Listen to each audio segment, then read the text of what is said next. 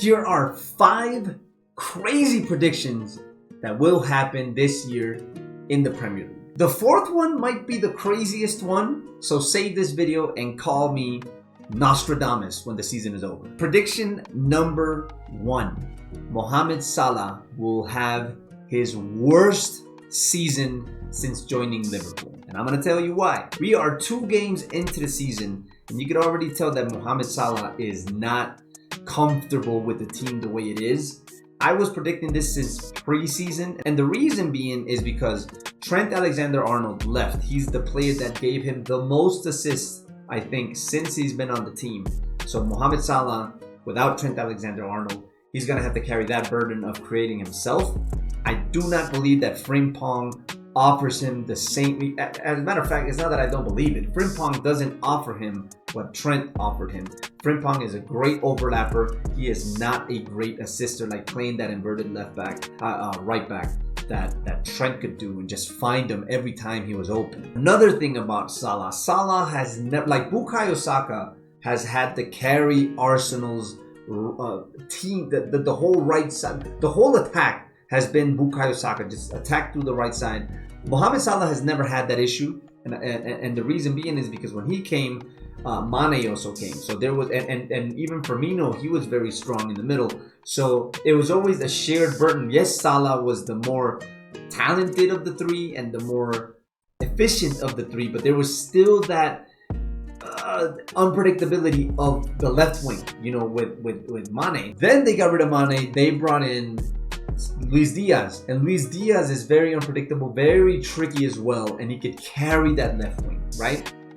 This year, they don't have anybody. Like, well, even last year, they had Cody Gakpo there most of the time, but they rotated Diaz heavily, and Diaz, he came through for Liverpool a lot. Like he was a lesser version of Mohamed Salah when he was on the left. I'll put it to you like this: the season where Luis Diaz got injured, Liverpool had, I think that was Klopp's last season, and Liverpool had, and Salah had like his worst season, right? And Liverpool, they ended up 3rd. They weren't even in the title race at the end.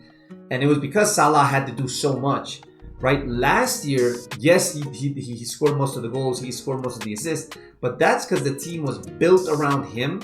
And there was a lot of focus on other areas. Like if Darwin wasn't there, then Jota was there. That was another one that was just helping Salah with these stats. And they're gone. And I'm predicting that this man will have his worst season. This is going to be Salah's worst ever season in the Premier League. Stamp it. Number 2. This one's really crazy. Pep will leave Man City at the end of the season. I have a feeling. I have a feeling Pep does not like rebuilds, and I feel that Man City is right now in a deep rebuild, and he will be gone. I believe this dude is gone. He will leave. I don't think he doesn't want to be there now. I think he's gone at the end of the season. Stamp it. Number 3, Chelsea will not finish in the top 4. I'm Chelsea fans. I'm sorry to tell you. I think it will be Arsenal. I think it will be Liverpool. I think it will be Man City. And I think the 4th spot, I think it's going to be Spurs. I really do. I just don't see Chelsea. I know they just won big against West Ham, but I don't see Chelsea finishing top 4. It's something that's on my mind. I don't consider them a very strong team. They're a very deep team. I don't consider them a very strong team. The 4th one, this is the craziest one. And if this one happens, then crown me, okay? Granit Xhaka will be a PFA player, not player of the year, but he will be in the team of the year. I think Granit Xhaka is going to be in the team of the year this year in the Premier League. That's probably the one that might not happen, but I just have a feeling, man, this dude is coming back. He's going to prove something. Sunderland is not that great of a team, and I think he's going to be the one that's going to excel the most. Like, they're going to win the most because of him. So we'll see if this happens, but I have faith in my boy. And number 5, I don't think this one's that crazy at all. Arsenal will be Premier League champions, but not only that, Arsenal will do it breaking some type of record, either the goals least allowed record set by Chelsea at 15. They will either go invincible or they will get 100 points. It's going to be one of those 3. or something. But Arsenal is not just going to win the Premier League. They're going to do something historic. And I really believe that. I think the team is so deep. I know that people don't have faith in Arteta, but Arteta's team are very hard to break down. And the reason, most of the time that they haven't won, right? It's been some type of injury. Like last year, I mean, last year was crazy when you had to play Marino as a striker. They had no Kai Havertz. Martinelli was gone for a while.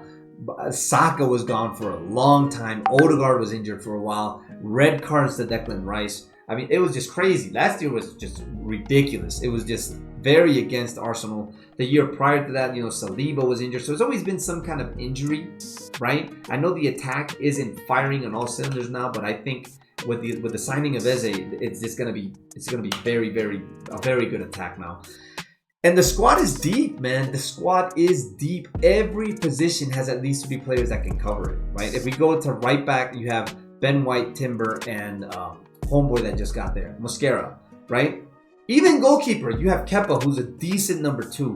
Then you have center backs. You have William Saliba, you have Gabriel, you have Kivio left, but they're trying to bring in Hincapié, or Mosquera could even fill in there. Calafiori could fit there. So there's 5 different center backs that are really good center backs. Then we go to left back. Again, Miles Lewis-Skelly, Hincapié, if he comes through, and Ricardo Calafiori. So you have cover there.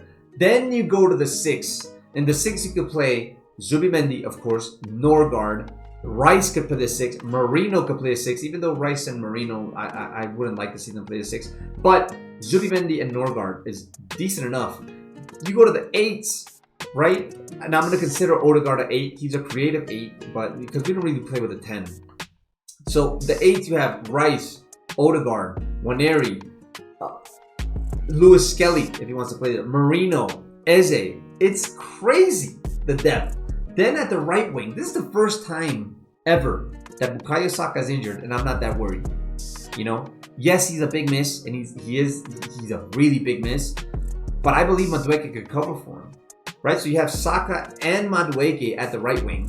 You have Trossard who could play the right wing, right? Left wing, again Madueke, Trossard, Eze could play the left wing. So that's covered. Then at the striker position, you finally have a great striker in Gyökeres. Kai Havertz is injured and nobody's missing him. I wish him a speedy recovery, but nobody's really missing him.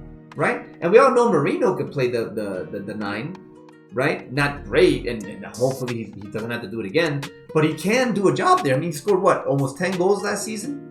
So the depth is just redunculous. It's crazy. And Max Dowman. I forgot about Max Dowman. He's even there that could cover the right wing. It's crazy. It's crazy. I think Arsenal breaks records this year. It's going to be ridiculous. Stamp it. Those are my 5 crazy predictions for this year's Premier League. Let me know of anything that you predict to happen. That's crazy. Man City might win the league. Yeah, they might. Liverpool might win the league. Arsenal might win the league. I mean, Nick, give me something crazy. I'm putting my neck out on the line to name some crazy things out. Let me know in the comments what you think crazy will happen, and we'll see if it happens. Thank you for watching the video. See you next time.